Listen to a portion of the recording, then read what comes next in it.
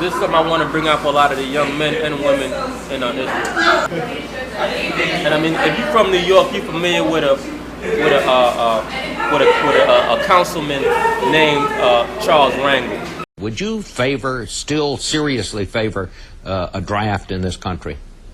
You bet your life, and underscore serious. If we're going to challenge Iran and challenge North Korea, and then, as some people have asked, to send more troops to Iraq, we can't do that without a draft. I will be introducing that bill as soon as we start the new session. You will introduce that bill again. You can depend on that. He's a man who's been affiliated with the government for decades. And this is a man who they're using now to bring out, to bring back this draft. And they've been doing it for years. Brothers have been talking about this for years. But he recently resubmitted another request on July 15th.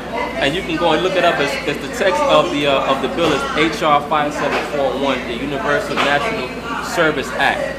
And it's saying all people, all American citizens between the ages of 18 and 42, male and female, must serve an obligatory 2 years in the U.S. military. All right, and he put forth this bill on July 15th of 2010. And you see it right here in the verbiage, it says to require all persons in the United States between the ages of 18 and 42 to perform national service, either as a member of the uniformed services or in civilian service in furtherance of the national defense and homeland security. To see what they're doing, slowly they're turning America into Nazi Germany, with Obama being the black Hitler. That's why you have like how Hitler had the Hitler Youth, Obama has the Obama Youth. Because of Obama, I'm inspired to be the next architect. Because of Obama, I'm inspired to be the next engineer. Because of Obama, I'm inspired to be the next fireman. Because of Obama, I'm inspired to be the next architect. Because of Obama, I'm inspired to be the next chemical engineer.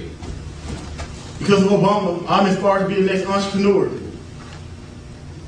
Yes, we can. Yes, we can. Yes, we can. Yes, we can.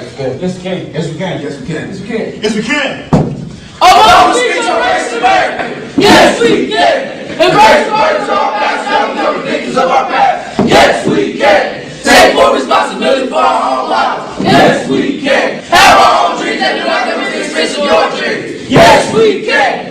Teach others that while they may face challenges, discrimination in their lives, they must never succumb to despair. Yes, we can. Always believe that we write our own destiny. Yes, we can. Demand more from our fathers, spend more time with their children by reading to them and teaching them. For we have a choice in this country. We can accept things that bring division and create conflict, or we can come together and say not this time. But yes, we can. You understand? Because they slowly bringing you into it. And basically what they're probably going to do, they're going to stage another so-called terrorist attack and use that as an excuse to bring about martial law. So this is not something that's a small fringe movement. This is something that they all do, they all know about. Remember, when you look into the occult, man-boy love, that was something that was part of the pagan rituals. So that's something that they must do. You understand?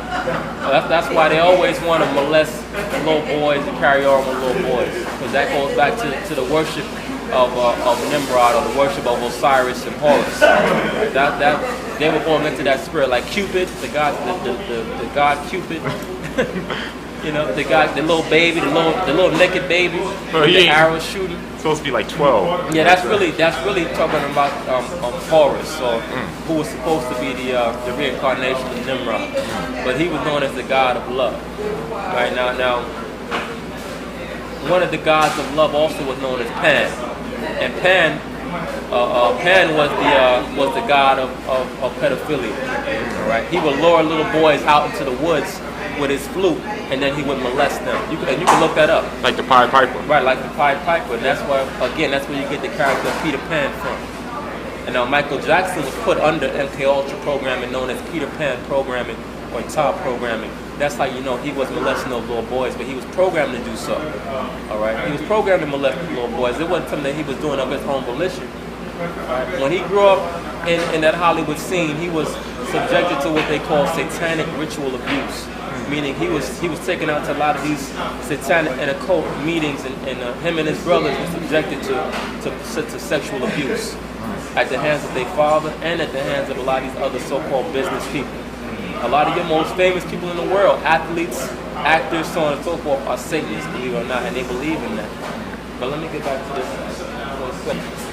In the document for the bill, for the draft bill, which Rangel was putting forth, it says, obligation for service. It is the obligation of every citizen of the United States and every other person residing in the United States. So even if you're not a citizen, that's how you know, even if you're a non-citizen, you still gonna have to serve the U.S. Army. You still gonna be privy to be drafted. All right. So if you're a so-called illegal alien, if you're living in America, they're gonna make you serve in the armed forces. All right.